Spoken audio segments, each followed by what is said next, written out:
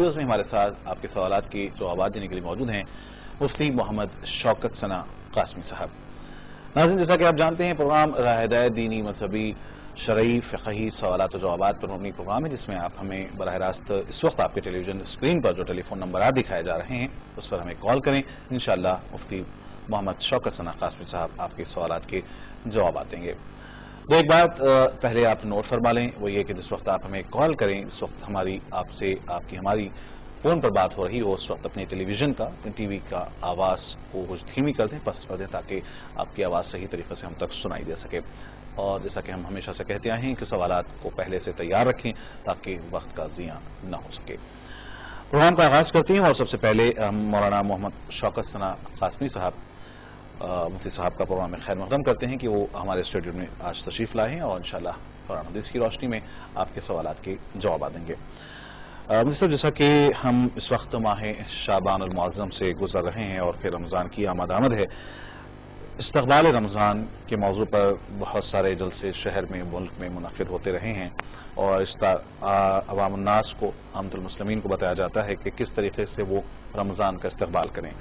सबसे पहले तो मैं चाहूँगा कि जो बकिया शाबान के दिन रह गए हैं उसको किस तरीके से हम गुजारें और फिर रमज़ान मुबारक का किस तरीके से इस्तक़बाल हो। बिस्मिल्लाहिर्रहमानिर्रहीम। देखिए, इस्तक़बाल रमज़ान के सिलसिले में सिर्फ जलसे जुलूस करने से कोई मसला हल होने वाला नहीं है। ज़रूरत इस बात की है कि अब अमली इक़दाम किया जाए और अमल किया जाए। तकरीरें बहुत हो चुकी है और लोग बहुत सुन चुके हैं। सहाबा किराम का क्या तर्ज अमल था शाबान के महीने में। चुनांचे खुद ताबईन के बारे में मनक़ूल है, वह सहाबा के बारे में नकल करते हैं कि जब शाबान का महीना आता तो वह सारे कामों को सिमट लिया करते थे और 30 शाबान तक वो सारे घरेलू कामों से फारिग हो जाया करते थे, सारी खरीदारी हो जाती थी और रमजान का चांद नजर आते ही मुकम्मल तौर से इबादत के लिए अपने आप को फारिग कर लेते थे। यह है तरीका सहाबे किराम का, ताबीन किराम का, कि शाबान के महीने में तमाम कारोबार को सिमट लिया जाए, तमाम खरीदारी से फारिग हो जाया जाए और रमजान का मुबारक महीना, एक महीना सिर्फ मुकम्मल तौर से अल्लाह तबारक व तआला की इबादत में और ज़्यादा से ज़्यादा जिक्र व अज़कार में, कुरान की तिलावत में और नवाफिल में लगाया जाए। यह है रमज़ान की सही कदरदानी, जो आज हमारे मुआशरे से ये सारी चीज़ें निकल चुकी है और हम सारी खरीदारी रमज़ान के महीने में ही करते हैं, सारी तिजारत रमज़ान के महीने में ही करते हैं। दुनियावी कारोबार तो हम बहुत अच्छे अंदाज से करते हैं, लेकिन दीनी मामलात में बहुत पीछे रहते हैं। तो हमें ज़रूरत इस बात की है कि हम रमज़ान में कम से कम खरीदारी करें और जो भी करना है वो शाबान के महीने में करके हम अपने आप को फारिग कर लें। नाज़रीन, इस वक्त एक कॉलर फोन लाइन पर हमारे साथ मौजूद हैं, उन्हें प्रोग्राम में शामिल करते हैं। अस्सलाम वालेकुम। वालेकुम अस्सलाम। जी मोहतरम, प्रोग्राम में आपका खैर मक़दम है। अपना नाम बताएं, कहाँ से कॉल कर रहे हैं? कलकत्ता से डॉक्टर असद बोल रहा हूँ। डॉक्टर असद साहब, कहाँ, किस मुकाम से आपने कहा? कलकत्ता। कलकत्ता से। जी फरमाइए असद साहब, क्या सवाल है? मेरा ये सवाल है कि आमतौर से लोगों में ये ख्याल पाया जाता है कि 14वीं शाबान की रात जो है जी, उस रोज लोगों की किस्मत का फैसला होता है कि आइंदा साल कौन लोग वफात पाएंगे, कौन पैदा होंगे, किस्मत का हाल लिखा जाता है जी।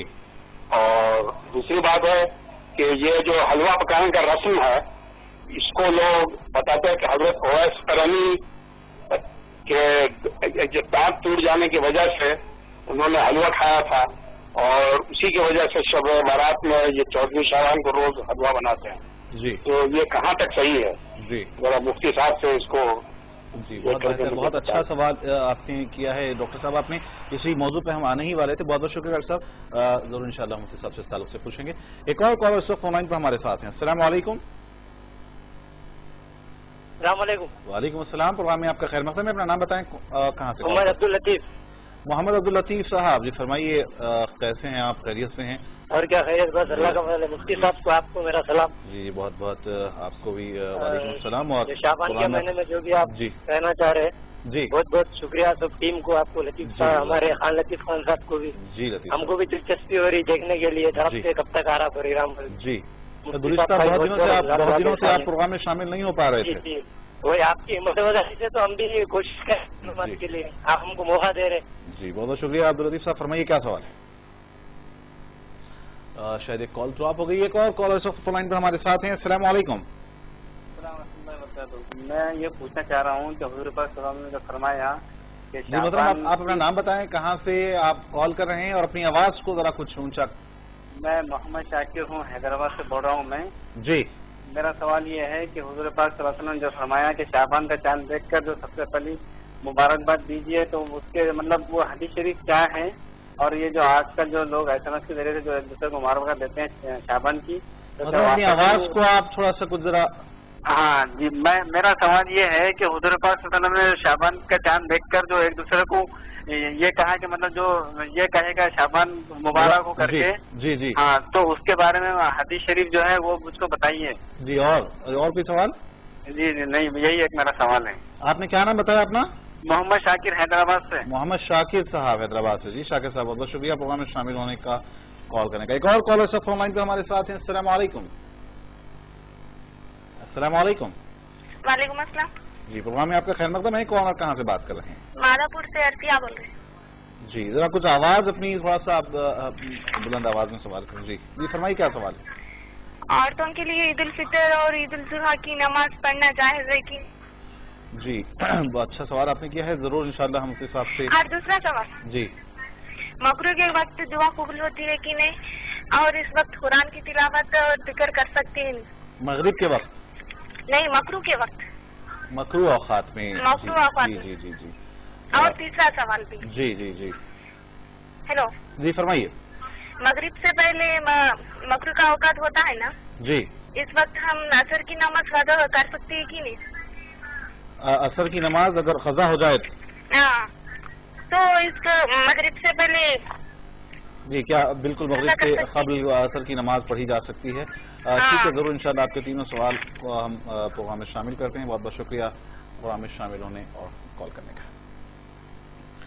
مفتی صاحب، سب سے پہلے جیسا کہ پروگرام کے آغاز میں بھی ہم نے شعبان کے تعلق سے گفتگو کا آغاز کیا ہے، اور اسی مناسبت سے ڈاکٹر اسد صاحب نے کلکتہ سے ہمیں سوال کیا ہے کہ عام طور سے یہ کہا جا رہا ہے کہ 14ویں شعبان کی رات جو 15ویں رات ہوتی ہے اس دن قسمت کے فیصلے کیے جاتے ہیں، اور آنے والے آئندہ سال کی قسمت لکھی جاتی ہے، اور پھر موت اور حیات کے فیصلے ہوتے ہیں. کیا یہ واقعی درست ہے؟ اور اگر ہے تو کس طریقے سے ہم 15ویں رات کا، شب برات کا استقبال کریں، اور حقیقی معنوں میں شب برات ہے کیا؟ شب برات کے سلسلے میں تقریباً 13 سے 15 روایات موجود ہیں، جس میں سے 7 اور 8 روایتیں صحیح ہیں، یعنی جس سے شب برات کی فضیلت اور اہمیت ثابت ہوتی ہے. لیکن ان 13 یا 15 روایات میں کسی روایت میں یہ تذکرہ نہیں ہے کہ اس رات میں قسمت اور تقدیر کے فیصلے کیے جاتے ہیں. اسی لیے یہ سمجھنا کہ یہ فیصلے شب برات میں ہوتے ہیں یہ درست نہیں ہے، بلکہ یہ سارے فیصلے شب قدر میں ہوا کرتے ہیں. شب قدر میں تقدیر کے فیصلے اور اسی طریقے سے موت و حیات کے فیصلے، رزق، راحت، مصیبت، یعنی گویا کہ پورا تقدیری امور اسی دن فرشتوں کے حوالے کیا جاتا ہے. تو یہ در حقیقت یہ شب قدر میں ہے، نہ کہ شب برات میں. اگرچہ کہ شب برات کی فضیلت اور اہمیت ثابت ہے، اس رات میں عبادت کرنے کا بہت بڑا ثواب ہے، لیکن تقدیر اور اس طریقے سے جو فیصلے اس رات میں ہوتے ہیں کسی صحیح روایتوں میں اس کا ذکر نہیں ملتا ہے. جیسا کہ آپ نے کہا کہ جو فیصلے ہوتے ہیں، جو تقدیر کے فیصلے، وہ اللہ تعالیٰ شب قدر میں بناتا ہے اور شب قدر میں فیصلے کرتا ہے. شب برات کی کیا وجہ ہے کہ پھر اہمیت ہے، اور کیا وجہ ہے کہ شب برات کو بھی عبادت کرنے کا حکم دیا گیا ہے؟ شب برات کے سلسلے میں خود نبی علیہ الصلوۃ والسلام نے باضابطہ جنت البقیع تشریف لے گئے تھے.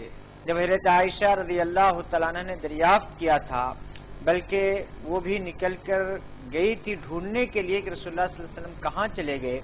تو آپ نے فرمایا تھا کہ عائشہ آج کی رات وہ رات ہے کہ اللہ تبارک و تعالی خصوصی طور پر یعنی دنیا والوں پر خاص توجہ فرماتا ہے اور ہر استغفار کرنے والے کی استغفار کو قبول کرتا ہے، توبہ کے قبول کرتا ہے، اور بنو کلب کے بکریوں کے بال کے تعداد کے برابر لوگوں کو جہنم سے آزاد کرتا ہے، اور ایک منادی اعلان کرتا ہے کہ ہے کوئی رزق طلب کرنے والا جس کو میں رزق دوں، ہے کوئی مغفرت طلب کرنے والا جس کو میں معاف کر دوں، ہے کوئی مصیبت میں مبتلا جس کو میں مصیبت سے یعنی چھٹکارا دے دوں. یہ اللہ تبارک و تعالیٰ کی طرف سے اعلان ہوتا ہے.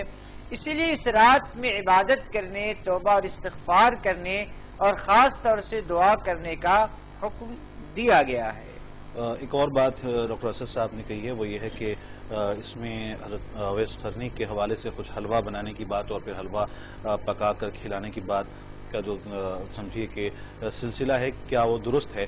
اور یہ بھی میں کہنا چاہوں گا کہ بہت سے سمجھیے کہ مساجدوں میں جہاں پر جلسے ہوتے ہیں اس رات کو یہ بھی کہا جاتا ہے کہ اس میں بھی قرآن مجید نازل ہوا اور پھر اس رات کو بھی کہا جاتا ہے کہ اللہ تعالیٰ نے لوح محفوظ میں تک اس رات کو قرآن مجید کو پہنچایا. تو کیا یہ قرآن مجید کے نزول والی رات شب برات ہوگی یا شب قدر ہوگی؟ بالکل قرآن کریم میں واضح ہے کہ قرآن کریم کا جو نزول ہوا وہ شب قدر کے مہینے میں ہوا، رمضان کے مہینے میں ہوا، شب برات میں نہیں ہوا. دوسری بات یہ کہ جہاں تک کہ حلوے کی رسم چل پڑی اور لوگوں نے یہ سمجھا کہ اویس قرنی رحمۃ اللہ علیہ کو دانت نہیں تھے اس لیے حلوہ کھائے، تو اگر اتباع کرنا ہے تو پوری اتباع کر لیجئے کہ پورے دانت آپ توڑ لیجئے، اس کے بعد حلوہ بنا کر کھائیے، یعنی یہ مکمل اتباع ہوئی. پہلی بات تو یہ ہے کہ حضرت اویس قرنی رحمۃ اللہ علیہ کو یہ اطلاع ملی غزوہ احد کے سلسلے میں کہ رسول اللہ صلی اللہ علیہ وسلم کے 2 دندان مبارک شہید ہو چکے ہیں. تو یہ واقعہ شوال میں ہوا تھا اور ظاہر سی بات ہے شب برات تو شعبان کے مہینے میں آتی ہے، تو اس کو اور اس واقعے سے کوئی جوڑ ہی نہیں ہے کہ وہ انہوں نے حلوہ پکایا تھا، حلوہ انہوں نے کھایا ہوگا، لیکن شعبان کی 15ویں شب کو شب برات میں انہوں نے حلوہ کھایا تھا. یہ نہ کسی تاریخ کی کتاب میں موجود ہے اور نہ کسی عالم نے لکھا ہے، بلکہ یہ حلوے کی رسم تو میں یہ سمجھتا ہوں کہ شیطان نے کسی طرح سے لوگوں کو سکھایا ہوگا کہ خوب حلوے پکاؤ اور کھاؤ رات میں سو جاؤ، اس لیے کہ حلوے کے اندر ثقل ہوتا ہے اور حلوہ زیادہ کھانے سے نیند آ جاتی ہے. چونکہ یہ رات عبادت کی ہے اور اللہ تبارک و تعالی خصوصی تجلی فرماتا ہے، تو شیطان تجلیات سے توجہات سے انسانوں کو ہٹانے کے لیے حلوہ کھلایا، خوب کھلایا پلایا اور اس کو سلا دیا تاکہ یہ اللہ کے رحم و کرم سے یہ لوگ محروم ہو جائے. اسی لیے اس رات کھانے پینے کی کوئی رسم نہیں ہے، جو انسان کھا پی سکتا اپنی سہولت کے لحاظ سے پکائے کھائے اور زیادہ سے زیادہ اللہ تعالیٰ کی عبادت کرے. ہم لوگ کھانے پینے کی فکر میں زیادہ پڑے ہوئے ہیں. مفتی صاحب محمد شاکر صاحب نے حیدرآباد سے سوال کیا ہے کہ اس طریقے کی روایت لوگ بیان کرتے ہیں کہ نبی کریم صلی اللہ علیہ وسلم نے شعبان کا چاند دیکھنے کے بعد مبارکباد دی ہے، تو کیا واقعی کوئی حدیث سے ثابت ہے؟ میں تمام ناظرین سے بہت دردمندانہ یہ درخواست کرتا ہوں کہ کبھی یہ واٹس ایپ یا میسج یا فیس بک یا ای میل کے کسی حدیث پر یا کسی دینی باتوں پر کبھی اعتماد مت کیجئے جب تک کہ آپ اس کی تحقیق نہ کر لیں. جس کو جو دل میں آتا ہے وہ اس کو دوسرے کو فارورڈ کرتا ہوا چلا جاتا ہے. یہ بھی ایک طرح کی جھوٹ ہے. اگر فرض کیجئے ایک حدیث آپ دوسروں کو فارورڈ کر رہے ہیں اور آپ کو اس حدیث کے سلسلے میں تحقیق نہیں ہے تو گویا کہ غلط کام کی اشاعت میں آپ حصہ لے رہے ہیں، غلط بات کی اشاعت میں آپ حصہ لے رہے ہیں. حالانکہ قرآن کریم نے صاف طور سے کہا ہے کہ اگر تمہارے پاس کوئی خبر آئے تو خبر کو دوسروں تک پہنچانے کے بجائے کسی بڑے عالم کے پاس صاحب علم تک پہنچاؤ تاکہ وہ تحقیق کرے اور تحقیق کرنے کے بعد اس پر کچھ عمل کیا جا سکے. یہی حکم آج میسج، واٹس ایپ، فیس بک اور ای میل کے ذریعے سے پھیلائے جانے والے دینی باتوں کا بھی ہے کہ جب تک اس کی تحقیق نہ ہو جائے اس وقت تک آپ دوسروں تک کا فارورڈ ہرگز مت کیجیے، ورنہ ہو سکتا ہے کہ آپ گناہ میں برابر کے شریک ہو جائیں۔ جیسے کہ ابھی آپ نے کہا کہ رسول اللہ صلی اللہ علیہ وسلم نے فرمایا کہ جب شعبان کا چاند دو تو مبارکباد دو، میں یہ سمجھتا ہوں کہ کسی حدیث کی کتاب میں یہ بات ہے ہی نہیں۔ ہاں، نبی علیہ الصلوۃ والسلام نے یہ فرمایا کہ جب رمضان شعبان کا چاند نظر آئے تو تم دعا کرو، اللہم بارک لنا فی شعبان وبلغنا رمضان، کہ اللہ ہمارے عمر میں برکت دے، شعبان کے مہینے میں برکت دے، ہم کو رمضان تک پہنچا دے۔ یہ ہے نبی علیہ الصلوۃ والسلام کی حدیث، مبارکباد دینے کی کوئی بات روایتوں میں موجود نہیں ہے۔ مفتی صاحب، عطیہ صاحبہ نے 3 سوالات کیے ہیں۔ پہلا سوال یہ ہے کہ کیا عورتوں کو عیدین کی نماز ان پر بھی واجب ہے؟ عید الفطر اور عید الاضحیٰ کی نماز انہیں بھی پڑھنی چاہیے؟ کیا وہ بھی عیدگاہ جا سکتی ہیں یا مساجد جا سکتی ہیں عیدین کی نماز کے لیے؟ دیکھیے، فی الوقت تو میری آپ سے خواہش یہ ہے کہ شب برات کے دن عبادت کیجیے، شب برات میں رات میں، اور رمضان کا مبارک مہینہ آ رہا ہے اس کے دن اور رات میں عبادت کیجیے۔ جب عید آئے گی تو انشاءاللہ دیکھیں گے اور عید کے وقت عید کے مسائل ہم بیان کریں گے۔ ایک اور سوال ان کا یہ ہے کہ کیا مکروہ اوقات میں دعا کی جا سکتی ہے یا قرآن بھی پڑھا جا سکتا ہے؟ مکروہ اوقات میں صرف نفل نماز یا فرض نماز پڑھنے کی ممانعت ہے۔ قرآن کریم کی تلاوت کی جا سکتی ہے، دعا کی جا سکتی ہے، ذکر و اذکار کیا جا سکتا ہے، یہ ممنوع نہیں ہے۔ صرف نماز پڑھنا یہ ممنوع ہے، لیکن عصر کی نماز اگر کسی کی قضا ہو گئی ہے، یعنی اسی دن کی عصر کی نماز، تو مکروہ اوقات میں بھی اس دن کی عصر کی نماز وہ پڑھ سکتا ہے، بلکہ اس کے لیے پڑھ لینا ضروری ہے۔ جیسا کہ پروگرام کے آغاز میں جب ہم نے بات کی استقبال رمضان کے تعلق سے، بڑی اچھی باتیں آپ نے کہی کہ صحابہ کرام کا یہ عمل رہا کہ وہ شعبان کے مہینے کے آخر تک جو رمضان کی تیاری یعنی کہ استقبال رمضان حقیقی معنوں میں وہ کر لیتے تھے، بلکہ آج کی یہ ہو رہا ہے کہ ہم استقبال کے رمضان کے جلسے تو کرتے ہیں لیکن دیگر جو کام ہے وہ ہم رمضان کے مہینے میں کرتے ہیں۔ بہرحال ہم اس پر گفتگو کریں گے آگے۔ اس وقت کالر فون لائن پر ہیں، انہیں پروگرام میں شامل کرتے ہیں۔ السلام علیکم۔ وعلیکم السلام ورحمۃ اللہ وبرکاتہ، خیریت سے ہیں؟ جی الحمدللہ، پروگرام میں آپ کا استقبال ہے نعیم صاحب، فرمائیے کیا سوال ہیں آج آپ کے؟ ہاں، سوال یہ تھا کہ شب برات میں لوگ کو دیکھتے ہیں کہ پٹاخے وغیرہ بہت چھوڑتے ہیں، جی تو یہ چھوڑنا صحیح ہے یا غلط ہے؟ جی بہت اچھا سوال۔ ہاں، دوسری چیز ہے کہ یہ گھر میں جو ہم لوگ قرآن خوانی کرتے ہیں اہل ثواب کے لیے، جی یہ مدرسہ وغیرہ میں بھی کراتے ہیں کبھی کبھی ہم لوگ، تو کیا اس ثواب میں کیا فرق ہو جائے گا کیا؟ جی جی جی اچھا سوال ہے آپ کا، ضرور انشاءاللہ دونوں۔ جی ایک اور کال اس وقت فون لائن پر ہمارے ساتھ ہیں۔ السلام علیکم۔ وعلیکم السلام۔ جی محترم، آپ کا پروگرام میں خیر مقدم ہے، اپنا نام بتائیں، کہاں سے کال کر رہے ہیں اور اپنی آواز کو ذرا کچھ اونچی کریں۔ جی میرا نام ہے آصف خان، میں بنگلور مہاراشٹر سے بات کر رہا ہوں۔ عابد خان صاحب؟ آصف آصف خان صاحب۔ عاطف، جی جی جی فرمائیے کیا سوال ہے؟ آصف۔ جی جی ہاں، تو مجھے یہ کہنا تھا کہ شب برات میں کن لوگوں کی دعائیں قبول ہوتی ہے اور کن لوگوں کی دعائیں قبول نہیں ہوتی؟ جی اس بارے میں جی بہت اچھا سوال معلومات۔ جی جی جی جی بہت بہت شکریہ ہمارے ساتھ جڑنے پروگرام میں شامل ہونے۔ ایک اور کالر اس وقت فون لائن پر ہمارے ساتھ ہیں۔ السلام علیکم۔ السلام علیکم، میں کلکتہ سے احمد بول رہا تھا۔ جی فرمائیے کیا سوال ہے آپ کا؟ جی پہلا سوال یہ ہے کہ جیسے گھر میں ایک ہی روم ہے، کرائے کا ہے، اور اس میں کلام پاک جیسے ریک ہوتا ہے، مطلب 5 فٹ 7 فٹ ہائٹ میں وہاں رکھا ہوا ہے، تو اسی جانب ہم لوگ بیڈ بھی اس اینگل سے پڑا ہوا ہے کہ اسی جانب پیر کر کے ہم لوگ سوتے ہیں، لیکن کلام پاک اوپر ہے، تو کیا وہاں سے ہٹا لینا چاہیے یا الٹے جانب کلام پاک کو رکھ دینا چاہیے؟ یہ تھوڑا بتانا ہے۔ جی جی اور دوسرا سوال یہ ہے کہ ایک بچی ہے ہماری، تو وہ ابھی 5 سال کی ہے، تو وہ بہت ضد کرتی ہے، تو اس کے لیے کچھ دعا بتائیں کہ کیسے وہ کمے، اور ہم لوگ بھی کوشش میں ہیں۔ جی بہت یہی سوال کرنا۔ جی عظمت صاحب بہت شکریہ پروگرام میں شامل ہونے، کال کرنے کا، ضرور انشاءاللہ ہم آپ کے سوالات پر مفتی صاحب سے بات کریں گے۔ वैसे अब नईम साहब पटना से जो हमारे रेगुलर कॉलर हैं, एक और बात की तरफ भी तवज्जो दिलाई है, वो ये है कि शब बारात को लोग बारात से मंसूब करते हुए पटाखेबाजी भी करते हैं, तो क्या वाकई शब बारात में आतिशबाजी और फिर पटाखे फोड़ने चाहिए, फोड़े जा सकते हैं? असल में शैतान ये नहीं चाहता है कि मुसलमान इबादत करे, अपने गुनाहों की माफ़ी तलब करे, अल्लाह को राज़ी करे।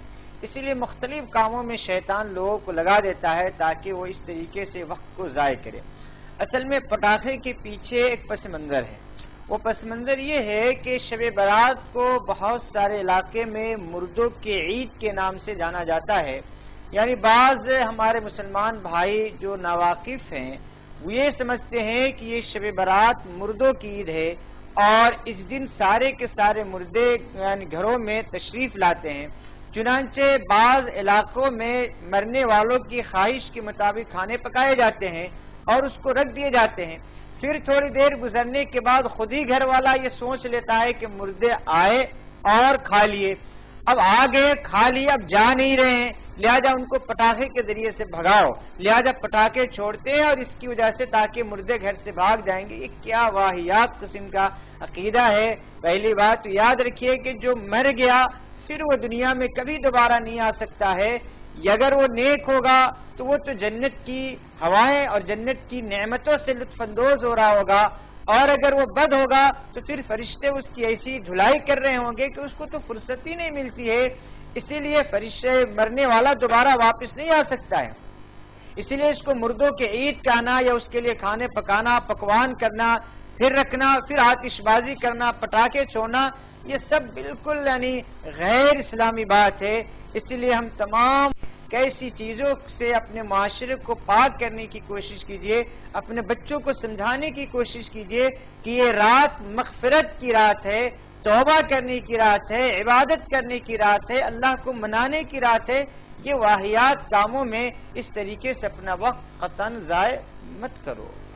एक और सवाल नईम साहब का ये है कि क्या कुरान ख़वानी अगर घर में जो कराई जाती है बजाय उसके अगर मदरसों में वहाँ पर हुफ़ाज़ इकराम से कुरान ख़वानी करवाई जाए तो क्या ये दोनों के सवाब में कुछ फ़र्क होगा? घर में खुद कुरान करीम की तिलावत की जाए और मरहूमीन के लिए साले सवाब किया जाए, ये बहुत बेहतर है। लेकिन बाज़ाब्ता तौर से कुछ लोगों को घर पे बुलाया जाए, फिर उनके लिए खाने का इंतज़ाम किया जाए, फिर उनके लिए हदिया और तोहफे का इंतज़ाम किया जाए, तो आम तौर से आने वालों के जहन में ये बात होती है कि अच्छा खाना मिलेगा, चलते वक्त कुछ तोहफा और हदिया मिलेगा। तो ये जो लालच हुई, इस लालच में पढ़ने का सवाब खत्म हो जाता है। और घर वाला बेचारा इसलिए पढ़वाता है, इसलिए खिलाता है ताकि वो कुरान का सवाब मिले, तो दोनों तरफ से लालच पाई गई। इसकी वजह से न इसको सवाब मिलता है न इसको सवाब मिलता है। इसीलिए बेहतर बात यह कि खुद कुरान करीम की तिलावत की जाए। अगर मदारिस में कुछ दुआ करानी है तो आप खाने पीने का इंतजाम कर दीजिए, बाज़ाब्ता पढ़ने की कोई शर्त मत रखिए। अलबत्ता उनसे ये कहिए कि फलां के लिए दुआ कर दीजिए, ये बेहतर अमल है। नाज़रीन, प्रोग्राम राह हिदायत में वक्त तो चला है मुख्तसर से वक्फे का, जाइएगा नहीं, लौटेंगे कुछ ही देर बाद और जारी रहेगा प्रोग्राम राह हिदायत।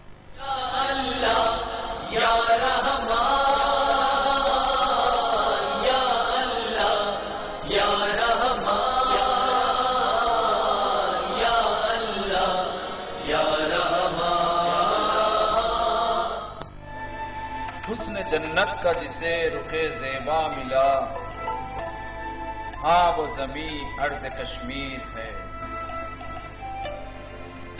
संग मरमर से वादियाँ ये नीला आसमां, चश्मों की ज़मीन अर्ज़ कश्मीर है। सुहाना मौसम और खूबसूरत वादियाँ, मस्जिदों से बुलंद होती अज़ानें और मुक़द्दस ज़ियारतगाहें, मजहबी प्यार व मोहब्बत और यकजहती की मिसालें।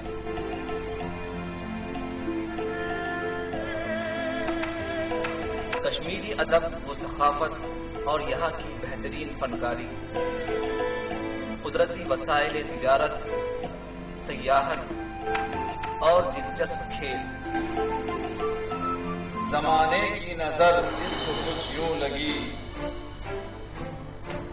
ہے بے چینیاں پر خاموش ارض کشمیر ہے، نہ رہیں گے صدائے نشیب لوگوں کہ بلند و بالا یہ چمن ارض کشمیر ہے۔ سیاسی جنگ اور عوامی مسائل، کشمیریوں کا درد، ان کے آنسو اور ان کا حق، ہر خبر و منظر کا احاطہ کرے گا خصوصی خبرنامہ، جموں سے لداخ تک اور لداخ سے کشمیر تک۔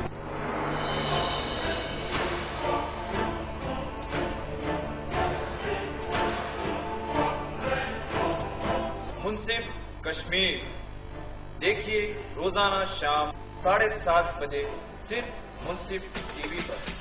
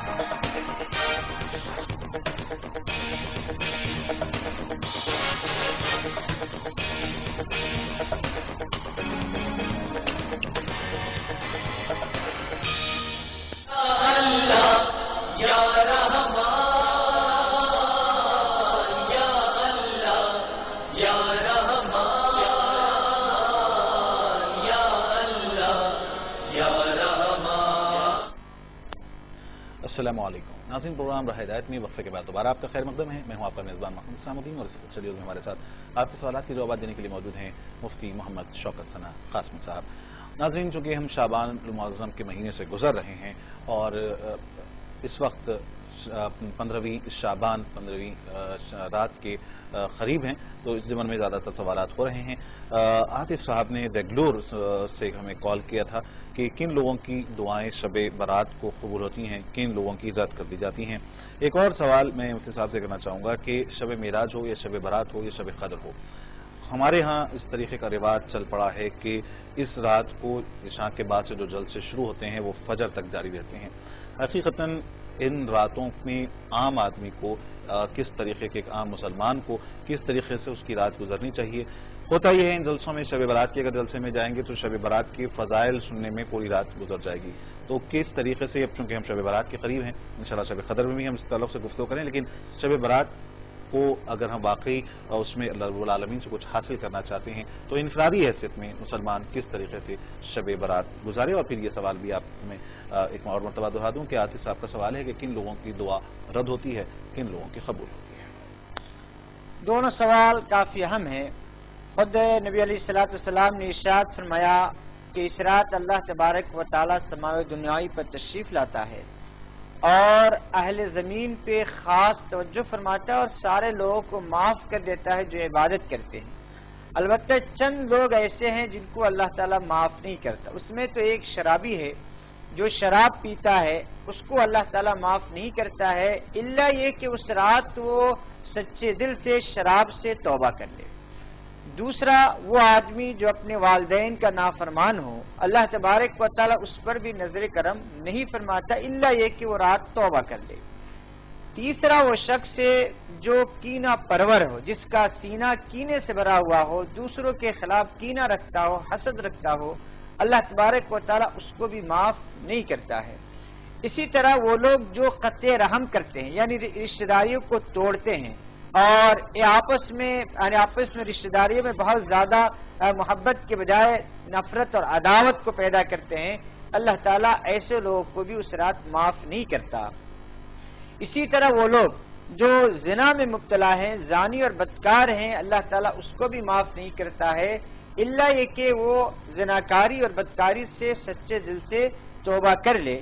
لہذا ان گناہوں میں اگر کوئی مسلمان ملوث ہے تو اس کے لیے میری درخواست ہے، خواہش ہے کہ اللہ تبارک و تعالیٰ سے توبہ کرے اور آنے والی رات میں بالکل تائب ہو کر اللہ تبارک و تعالیٰ سے سچے دل سے دعا کرے، اللہ تبارک و تعالیٰ ہماری دعاؤں کو ضرور قبول کرے گا۔ رہا مسئلہ دوسرا مسئلہ جلسے اور جلوس کا، تو آج ہم مسلمان کیا ہے جلسے اور جلوس کے پیچھے اتنے پڑے ہوئے رہتے ہیں۔ شب معراج میں جلسہ ہو رہا ہے پوری رات، شب برات میں جلسہ ہو رہا ہے پوری رات، شب قدر میں جلسہ ہو رہا ہے پوری رات، ان جلسوں سے کوئی حاصل نہیں۔ ایک آدمی پوری رات جلسے سنا تو کیا فائدہ ہوا؟ کوئی فائدہ نہیں ہوا۔ عبادت کرے گا تو اللہ تبارک و تعالیٰ اس عبادت کی بنیاد پر اس کو ثواب دے گا۔ ہر آدمی کی انفرادی ضرورتیں ہوتی ہے، اس کو اس رات اللہ تعالیٰ سے مانگنی چاہیے۔ صرف آمین آمین کہنے سے کوئی حاصل نہیں ہے، بلکہ ہر آدمی اپنی انفرادی دعا زیادہ سے زیادہ دعا کرے، ان راتوں میں اللہ تعالیٰ سے مانگے۔ اور اگر جلسہ ہی کرنا ہے تو اس کا بہتر یہ طریقہ ہے کہ ہر مسجد میں آدھے گھنٹے جلسے کا انتظام رکھا جائے، آدھے گھنٹے میں اس رات کی فضیلت، اس رات میں کیا کرنا چاہیے کیا نہیں کرنا چاہیے، کچھ طریقے بتلا دیے جائے تاکہ سننے والا اس طریقے کی روشنی میں وہ عبادت کر سکے، اور اس کے لیے صرف آدھے گھنٹے سے 40 منٹ کا وقت رکھا جائے۔ ایک مقرر آ رہا ہے وہ 1 گھنٹہ، دوسرا تیسرے گھنٹہ، ایک ہی بات کو سب لوگ آ کر بیان کر رہے ہیں تو سننے والے کو کیا فائدہ ہوگا؟ اور اس طرح پوری رات گزر جائے گی۔ رات گزارنے سے اچھا ہے عبادت کیجئے، جب تک آپ شرح صدر کے ساتھ اطمینان و سکون کے ساتھ عبادت کر سکتے ہیں۔ نیند کا غلبہ ہے سو جائیے، پھر آخری رات میں اٹھ کر اللہ تبارک و تعالیٰ سے دعا کیے، یہ ہے طریقہ۔ اس لیے صحابہ کرام کی زندگی میں جلسے جلوس نہیں تھے، بہت زیادہ لمبی تقریریں نہیں ہوا کرتی تھی، لیکن وہ اللہ تبارک و تعالیٰ کی عبادت کرتے تھے۔ ہمیں اور آپ کو بھی زیادہ سے زیادہ عبادت کرنی چاہیے، جلسے اور جلوس کے چکر میں زیادہ ہمیں اور آپ کو نہیں پڑنا چاہیے۔ بہت اچھا اور طویل آپ نے جواب دیا مفتی صاحب۔ ایک اور سوال عظمت صاحب کا کلکتہ سے ہے کہ گھر میں سمجھیے کہ ایک ہی کمرہ ہو اور اس میں قرآن مجید کسی الماری پر رکھا ہو، اور پھر سونے کے وقت میں اگر سمجھیے کہ اس جانب پیر ہوتی ہوں تو کیا کیا جائے؟ اگر الماری یعنی کہ قرآن مجید اوپر رکھا ہوا ہو اور ہم نیچے سو رہے ہوں تو کیا اس جانب پیر کر سکتے ہیں، یا پھر ادب کا تقاضا یہ ہے کہ اسے دوسری طرف رکھا جائے؟ دیکھیے، اگر قرآن کریم یا اسی طرح کوئی دینی کتاب اگر گھر میں رکھی ہوئی ہو کتاب، تو اس کی طرف اگر اونچائی پر ہے تو پیر کرنے میں کوئی حرج نہیں ہے۔ بالکل اگر سامنے آ رہا ہے پیر تو ایسی صورت میں ادب کے خلاف ہے، لیکن اگر آپ کے پاس گنجائش ہے تو قرآن کریم کو کسی ایسی طرف رکھ دیجئے کہ اس طرف پیر بھی نہ پڑے، لیکن اگر گنجائش نہیں ہے تو ایسی صورت میں کوئی حرج نہیں ہے۔ اسی طرح جس گھر میں قرآن کریم ہو یا اسی طرح آیت الکرسی وغیرہ کے تغرے لگا دیے جاتے ہیں، ایسے گھر میں میاں بیوی کا ایک ساتھ سونے میں بھی کوئی حرج نہیں ہے، قرآن کریم رکھنے کی وجہ سے کوئی فرق نہیں پڑے گا۔ ایک اور سوال یہ ہے مفتی صاحب ان کا کہ ایک 5 سال لڑکی ہے ان کی جو سمجھیے کہ ضد زیادہ کرتی ہے، اور اکثر ایسے سوالات ہمارے پروگرام میں آتے ہیں کہ بچے چھوٹے بچے ہیں جو ضد کرتے ہیں، تو ان کے تعلق سے کوئی ضد ان کی کم ہو، کوئی دعا بتائیں، کوئی وظیفہ بتائیں، یا پھر کیا طریقہ کار ہو ان کی ضد کم کرنے کا؟ کہ ضد تو بچے ہی کرتے ہیں نا، اسی لیے اگر بچے ضد نہیں کریں گے تو کیا بڑے ضد کریں گے؟ اس کو محبت کے ساتھ سمجھانے کی کوشش کیجئے۔ ایسی کوئی دعا نہیں ہے کہ آپ پڑھتے ہی اس کا ضد ختم ہو جائے، آپ اس کو طریقے سے، سلیقے سے، پیار و محبت سے آپ اس کو سمجھائیے، اس کی تربیت کیجئے۔ انشاءاللہ تبارک و تعالی 5 سال کا ہے، 10 سال کے بعد جب آپ تربیت کرتے رہیں گے تو 1-2-3 سال کے بعد اس کی ضد ختم ہو جائے گی اور وہ نارمل ہو جائے گا۔ لیکن اگر بہت زیادہ اگر ضد ہے تو آپ الیس اللہ بکاف عبدہ، الیس اللہ بکاف عبدہ، اس کے سر پہ ہاتھ رکھ کے 7 مرتبہ پڑھا کیجئے انشاءاللہ تبارک و تعالی۔ لیکن 1-2 مرتبہ پڑھنے سے ختم نہیں ہوگا، آپ پڑھتے رہیے، اللہ تعالیٰ سے دعا کرتے رہیے، انشاءاللہ تبارک و تعالی کسی نہ کسی دن وہ نارمل ہو جائے گا۔ اس کے لیے کوئی وقت ہو یا سمجھیے کہ کوئی اہتمام ہو، یا کسی بھی وقت یہ دعا پڑھی جا سکتی ہے؟ کوشش یہ کرنی چاہیے کہ رات میں مغرب کے بعد یا عشاء کے بعد پڑھ دیا جائے تو بہتر ہے، ایسے کسی وقت بھی پڑھ سکتے ہیں۔ ناظرین، کالر فون لائن پر ہمارے ساتھ ہیں، انہیں پروگرام میں شامل کرتے ہیں۔ السلام علیکم۔ السلام ورحمۃ اللہ۔ جی محترم، پروگرام میں آپ کا استقبال کرتے ہیں، خیر مقدم ہے، آپ اپنا نام بتائیں، کہاں سے کال کر رہے ہیں؟ محمد ناز کولکاتہ سے۔ کولکاتہ سے، جی فرمائیے کیا سوال ہے؟ سوال میرا 2 ہے۔ پہلا ایک خیرات سے متعلق ہے کہ ہم لوگ کہیں جاتے ہوتے ہیں تو ہوتا کیا ہے کہ ہم لوگ بہت سے مسلم بھائیوں کو خیرات کرتے ہیں، لیکن کبھی کبھی غیر مسلم بھائی بھی چلے آتے ہیں، دیکھنے میں بہت مجبور لاچار نظر آتے ہیں، تو ہم ان کو جو خیرات کرتے ہیں تو جو خیرات مسلمان بھائی کو کرنے سے ثواب ملے گا، غیر مسلم بھائی کو کرنے سے کیا اتنا ہی ثواب ملے گا؟ جی بہت اچھا سوال آپ نے کیا ہے. اچھا، کوئی اور سوال ہے آپ کا؟ ہاں ایک اور سوال ہے. جی. سویرات لگ بھگ آ چکا ہے، ہمارے شہر میں قبرستان ہے، لوگ نا قبرستان کی صفائی میں اتنا جٹے رہتے ہیں کہ کیا کچھ بتائیں آپ کو، دن بھر لگے رہتے ہیں. تو کیا اسلام میں قبرستان کی صفائی کے متعلق کچھ؟ یعنی آپ یہ کہنا چاہ رہے ہیں کہ کیا قبرستان کی صفائی کرنی چاہیے، درست ہے؟ ہاں درست ہوگی، سویرات کے متعلق، بقیہ دن نہیں ہوتا، صرف سویرات کی وجہ سے بس. جی جی جی ٹھیک ہے، بہت بہتر. ضرور انشاءاللہ ہم تعلق سے بھی گفتگو کریں گے مفتی صاحب سے. بہت بہت شکریہ ہمارے ساتھ جڑنے کال کرنے کا. ایک اور کالر اس وقت فون لائن پر ہیں. السلام علیکم. وعلیکم السلام. جی محترم، خیریت سے ہیں؟ جی الحمدللہ. پروگرام میں آپ کا استقبال ہے. اپنا نام بتائیں، کہاں سے کال کر رہے ہیں؟ میں افضال بول رہا ہوں لکھنؤ سے. جی افضال صاحب لکھنؤ سے، فرمائیے کیا سوال ہے محترم؟ ہمارا سوال یہ ہے کہ قبرستان میں جب جاتے ہیں، قبرستان شہداء میں قبرستان میں جاتے ہیں، جی لوگ شرارہ کرتے ہیں، اگربتیاں جلاتے ہیں، قبروں کو پھول ڈالتے ہیں، وہ کہاں تک درست ہے؟ یہ شب برات سے متعلق آپ کا سوال ہے؟ جی جی جی جی جی چلیے، اس سے قبل بھی اسی تعلق سے ایک سوال ہمارے ہاں ہیں، ضرور انشاءاللہ اس تعلق سے ہم گفتگو کریں. بہت بہت شکریہ ہمارے ساتھ جڑنے کال کرنے کا. ایک اور کالر اس فون لائن پہ ہمارے ساتھ ہیں. السلام علیکم. السلام علیکم. وعلیکم السلام. میں کلکتہ سے بول رہا تھا. جی فرمائیے. جی سوال یہ ہے کہ ایک مسجد میں یہاں ہم لوگ 4 کلومیٹر دوری پہ ہے، ہر جمعہ کو نماز پڑھنے کے لیے ہم لوگ جاتے ہیں. تو جب دعا کا وقت آتا ہے، نماز سے فارغ ہو گئے تو دعا 5 منٹ 7 منٹ 8 منٹ کے لیے روک دیا جاتا ہے، اور پھر جو پیسہ اکٹھا مطلب آدمی ہر قطار میں کھڑے ہو جاتے ہیں اور پیسہ مسجد کے لیے ہی، اور پھر ایک آدمی پیچھے سے اور آتا ہے کہ قبرستان کے لیے پیسہ کلیکشن پورا سب جتنا مسجد میں ہوتا ہے 8 10 12 جو بھی پورا پیسہ کلیکشن ہو جاتا ہے. تب پیچھے سے ایک آدمی آواز دیتا ہے امام صاحب کو کہ ہو گیا، مطلب پیسہ کلیکشن ہو گیا. تب پھر دعا کا سلسلہ شروع ہوتا ہے. تو مطلب اور کبھی کبھی کسی مسجد میں ہم لوگ دیکھے ہیں کہ جب تقریر ہوتا ہے یا خطبہ کے دوران بھی تو وہ جو ڈبہ ہے وہ ہر قطار میں جاتا ہے. تو یہ کہاں تک درست ہے، یہ تھوڑا تفصیلی سے بتائیے. جی جی ضرور انشاءاللہ اس تعلق سے گفتگو ہوگی. ایک اور کالر اس فون لائن پر ہمارے ساتھ ہیں. السلام علیکم. السلام علیکم. وعلیکم السلام. پروگرام میں آپ کا استقبال ہے. کون اور کہاں سے بات کر رہے ہیں؟ ہم حیدرآباد سے عالیہ بول رہے ہیں. جی فرمائیے کیا سوال ہے؟ ہمارا سوال یہ ہے کہ قرآن کو نیچے بیٹھ کے زیادہ دیر پڑھ نہیں سکے تو کیا ٹیبل پہ رکھ کے پڑھ سکتے ہیں کیا؟ جی کیا اگر ہم نیچے بیٹھ کر نہ پڑھ سکیں تو کیا قرآن ٹیبل پر رکھ کر پڑھا جا سکتا ہے، میز پر رکھ کر پڑھا جا سکتا ہے؟ اور دوسرا سوال، جی حیض کی حالت میں سرما لگا سکتے ہیں کیا؟ جی ٹھیک ہے. اس سے پہلے آپ نے سوال کیا رہ گیا تھا. ٹھیک ہے ضرور انشاءاللہ ہم آپ کے دونوں سوالات کو پروگرام میں شامل کرتے ہیں. بہت بہت شکریہ پروگرام میں جڑنے کال کرنے کا. مجھے صاحب ایک اچھا سوال کولکتہ سے. آج کولکتہ سے غالباً بہت زیادہ سوالات آ رہے ہیں. کولکتہ سے سوال یہ ہے محمد صاحب کا کہ کیا خیرات مسلمانوں کے علاوہ غیر مسلم کوئی ہمارا بھائی ہو اور جو ہے وہ بھی پرسان حال ہو، پریشان حال ہو، تو کیا غیر مسلم برادران وطن کو بھی ہم خیرات دے سکتے ہیں اور اس خیرات پہ بھی اتنا ہی ثواب ملے گا جتنا ایک مسلم غریب کو دینے پر ثواب ملتا ہے؟ اسلام انسانیت کا مذہب ہے اور اسلام انسانیت کو سکھلاتا ہے.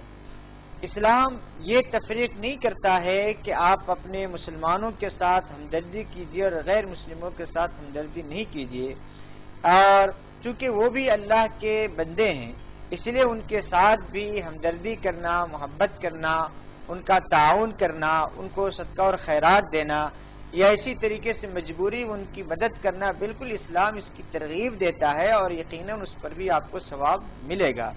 البتہ زکوٰۃ کی رقم چونکہ ایک مخصوص ہوتی ہے مسلم غریبوں کے لیے تو زکوٰۃ کی رقم نہیں دی جا سکتی. باقی صدقہ خیرات آپ کسی غیر مسلم بھائی کو دینا چاہتے ہیں بالکل دے سکتے ہیں. رسول اللہ صلی اللہ علیہ وسلم نے بھی باضابطہ غیر مسلموں کو زکوٰۃ کے علاوہ دیگر رقومات دیا کرتے تھے.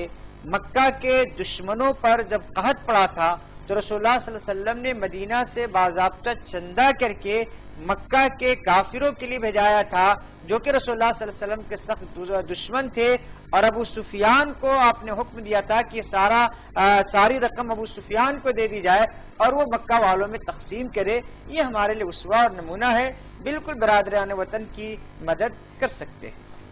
مطلب ایک اور سوال شب برات سے متعلق آیا ہے، وہی ہے کہ شب برات کے موقع پر عام طور پر ہمارے ہاں قبرستانوں کی صفائی بڑے زور و شور سے کی جاتی ہے۔ بہرحال میں سمجھتا ہوں کہ ایک اچھی چیز بھی وہی ہے کہ جو غد و غبار یا سمجھیے کہ جھاڑیاں وغیرہ اگاتی ہیں سال بھر توجہ نہیں دی جاتی، لیکن کم از کم شب برات کے موقع پر یہ دی جاتی ہے۔ لیکن کیا واقعی شب برات کے موقع پر، جیسا کہ آپ نے پہلے بھی اسے دوران گفتگو کہا ہے کہ اسے مردوں کی ہی سمجھا جاتا ہے، تو اس مناسبت سے ہی کیا واقعی قبرستان کی وہ وہاں صفائی ہوتی ہے؟ اور پھر کیا شب برات کے روز جس طریقے سے عام طور پہ دیکھا جاتا ہے کہ عصر کے بعد سے ہی لوگ جو ہے ظہر کے بعد سے قبرستان جا کر وہاں پر اپنے اپنے عزیزوں کی قبروں پر پھول ڈالتے ہیں، تو یہ کہاں تک درست ہے؟ کیا قبرستانوں کی صفائی اور پھر شب برات کی مناسبت سے قبرستان پہنچ کر وہاں پر اپنے عزیز و اقربا کی قبروں پر پھول ڈالنا جائز اور درست ہے؟ ہم مسلمان جتنا دیگر چیزوں پہ زیادہ دھیان دیتے ہیں اور قبرستان کی جتنی صفائی کہتے، یہ دل جو ہمارا قبرستان ہو چکا ہے، مردہ ہو چکا ہے، اس کی صفائی پر اگر ہم زیادہ دھیان دیتے تو زیادہ بہتر ہوتا تھا۔ جہاں تک مسئلہ قبرستان کی صفائی کے، اصل میں یہ لوگ کے ذہن میں یہ بات بیٹھ گئی ہے، چونکہ یہ مردوں کی عید ہے لہذا قبرستان کی صفائی ہوتی ہے، باضابطہ اگر اس کی باؤنڈری ہے تو اس پہ چنا پانی کیا جاتا ہے اور اس کو ایک قبرستان کو بھی سجانے کی کوشش کی جاتی ہے۔ بعض جگہ تو ہم نے دیکھا ہے کہ باضابطہ لائٹنگ لگا دی جاتی ہے، اس پہ چاروں طرف سے لائٹ لگا دی جاتی ہے، جیسے کہ شادی کے موقع پر گھروں میں لگائی جاتی ہے۔ ظاہر سی بات ہے یہ اگر تصور ہو کہ مردوں کی عید ہے اس لیے ساری صفائی ہو رہی ہو تو ظاہر سی بات یہ بالکل غلط بات ہے اور اسلام میں اس کی کوئی گنجائش نہیں ہے۔ لیکن یوں ہی کہ قبرستان میں بہت زیادہ جھاڑیاں اگائی ہیں یا بہت سارے کوڑا اور کرکٹ لوگوں نے ڈال دیا ہے، اس بنیاد پر اگر صفائی کر دی جائے تو بہر صورت اس کی گنجائش ہوگی۔ کولکتہ سے ہی ایک ہمارے عزیز کا سوال یہ ہے کہ عام طور پر ہم یہاں پر بھی دیکھتے ہیں کہ بعض مساجد میں نماز جمعہ کے فوری بعد نماز ختم ہوتی ہے اور اس کے بعد پھر تقریباً کچھ 5-7 منٹ کا وقفہ دیا جاتا ہے، اور ایسے میں یا تو ڈبے گھمائے جاتے ہیں یا بعض مقامات پر لوگ ہی خود جو ہے وہ کپڑا وغیرہ پکڑ کر مسجد کی تعمیر کے لیے آتے ہیں۔ وہ یہ کہتے ہیں کہ انہیں کہاں کچھ زیادہ ہی وقت لیا جاتا ہے اور پھر قبرستان کے لیے مسجد کمیٹی کے لیے بہرحال لوگ آتے ہیں، اور بعض لوگ ایسا محسوس ہوتا ہے کہ یہ جو وقت ہوتا ہے اس میں جانے کی جلدی میں وہ بےتاب نظر آتے ہیں۔ تو کیا واقعی نماز کے بعد دعا کو روک کر اتنی دیر تک لوگوں کو ٹھہرانا جانا درست ہے، یا پھر دوران خطبہ عربی خطبے سے پہلے جو ہمارے ہاں اردو میں بھی تقاریر ہوتی ہیں اس وقت بھی کیا یہ کام کیا جا سکتا ہے؟ دیکھیے پہلی بات تو یہ ہے کہ ہمارے ذہنوں میں یہ بات بیٹھ گئی ہے کہ جب تک کہ دعا نہیں ہوگی نماز نہیں ہوگی۔ دیکھیے ایسا نہیں ہے، لوگ سارے بیٹھے کیوں رہتے ہیں؟ وہ اس لیے کہ وہ سمجھتے ہیں کہ دعا نہیں ہوئی، جب تک کہ امام صاحب دعا نہیں کریں گے نماز ختم نہیں ہوگی۔ حالانکہ نماز سلام پھیرنے کے ساتھ ہی مکمل ہو جاتی، دعا نماز کا جز نہیں ہے، یہ دعا ایک الگ چیز ہے، آپ کو اختیار ہے، اب چاہے مانگے چاہے نہ مانگے، دعا کا نماز سے کوئی تعلق نہیں ہے۔ ہمارے ذہنوں میں یہ بات بیٹھ گئی ہے کہ دعا نہیں کریں گے اس وقت تک نماز ہوگی نہیں، اسی لیے سارے لوگ بیٹھے رہتے ہیں۔ تو پہلی بات یہ ہے کہ اگر آپ کو جلدی ہے آپ چلے جائیے، اسی لیے کہ قرآن نے فرمایا فَإِذَا قُضِيَتِ الصَّلَاةُ فَانتَشِرُوا فِي الْأَرْضِ، کہ جیسی نماز ختم اور ہوئے زمین میں پھیل جاؤ، اللہ تعالیٰ کے رزق کو ڈھونڈو۔ لیکن مسجد والوں کی مجبوری یہ ہوتی ہے کہ وہی تو وقت ہوتا ہے کہ سارے لوگ آتے ہیں اور اس وقت مسجد کا کچھ نہ کچھ تعاون ہو جاتا ہے، امداد ہو جاتا ہے، یا اسی طرح ملی کام اسی وقت ہو سکتا ہے۔ اسی لیے اگر تھوڑی بہت تاخیر ہو جا رہی ہے تو ملت کے مفاد کے وجہ سے اس کو برداشت کر لینا چاہیے، اگر کسی کو جلدی ہے تو وہ چلا جائے۔ ایک سوال حیدرآباد سے ہماری ایک بہن نے کیا ہے، سوال یہ ہے کہ اگر کیا قرآن مجید کو ٹیبل پر میز پر بھی رکھ کر پڑھا جا سکتا ہے یا نیچے بیٹھ کر پڑھنا مسنون ہے؟ کس طریقے سے قرآن مجید کی تلاوت کے وقت قرآن مجید کو ہم کیسے تھامیں؟ قرآن مجید پڑھتے وقت جتنا ادب آپ ملحوظ رکھ سکتی ہیں آپ رکھیے. اگر آپ کرسی پر بیٹھ کر قرآن کریم کو آپ ٹیبل پر رکھ کے پڑھنا چاہتی ہے پڑھ سکتی ہیں. اسی طرح نیچے بیٹھ کے قرآن کو آپ کسی تکیے پر رکھ کر یا اسی طرح کسی چھوٹا ٹیبل پر رکھ کر پڑھنا چاہتی ہے آپ پڑھ سکیے. اصل مقصد یہ ہے کہ قرآن کریم کا ادب ملحوظ رہے, قرآن کریم کی کسی طرح بے ادبی نہ ہو. آپ کو جیسی سہولت ہے اس انداز سے آپ پڑھ سکتی ہیں, لیکن بہر صورت قرآن کریم کی تلاوت کیجیے اور یہ جذبہ بہت بہتر ہے. عام طور پہ حفاظ کرام بعض مرتبہ ہم دیکھا کہ لیٹ کر بھی وہ پڑھتے ہیں قرآن مجید, تو کیا حفاظ کرام کے لیے یہ سمجھیے کہ اجازت ہو سکتی ہے کہ وہ قرآن مجید کو لیٹ کر اپنے ہاتھ میں قرآن مجید کو لے کر پڑھیں, یا بغیر اس کو قرآن مجید ہاتھ میں لیے بھی وہ لیٹ کر کیا قرآن مجید پڑھا جا سکتا ہے؟ قرآن مجید کی تلاوت اگر زبانی ہو رہی ہو تو لیٹ کر, بیٹھ کر, کھڑے ہو کر, چلتے ہوئے, سواری پر, ہر لحاظ سے آپ پڑھ سکتے ہیں. لیکن لیٹ کر قرآن کریم کو سامنے لینا یہ تو ادب کے خلاف ہے, اسی لیے بہتر نہیں ہے. اور حفاظ جو کرتے ہیں وہ عام طور سے وہ لوگ کرتے ہیں جو بہت زیادہ پڑھتے ہیں, یعنی پڑھتے پڑھتے تھک جاتے ہیں, تو شاید تھوڑی دیر آرام کے لیے یہ انداز اختیار کر لیتے ہیں, تو ظاہر سی بات ہے مجبوری میں اس کی گنجائش مل سکتی ہے. ایک اور سوال اسی سے مناسب سے کروں کہ کیا بستر پر بھی قرآن مجید پڑھا جا سکتا ہے, یا قرآن مجید کو بیٹھ کر, کیونکہ بعض مرتبہ بچوں کے پیشاب کی وجہ سے بستر ناپاک سمجھا جاتا ہے, کیا ہم بستر پر بیٹھ کر, پلنگ پر بیٹھ کر قرآن پڑھ سکتے ہیں, یا پھر اس کے لیے کوئی علیحدہ کرسی پر بیٹھ کر پڑھنا بہتر ہوگا؟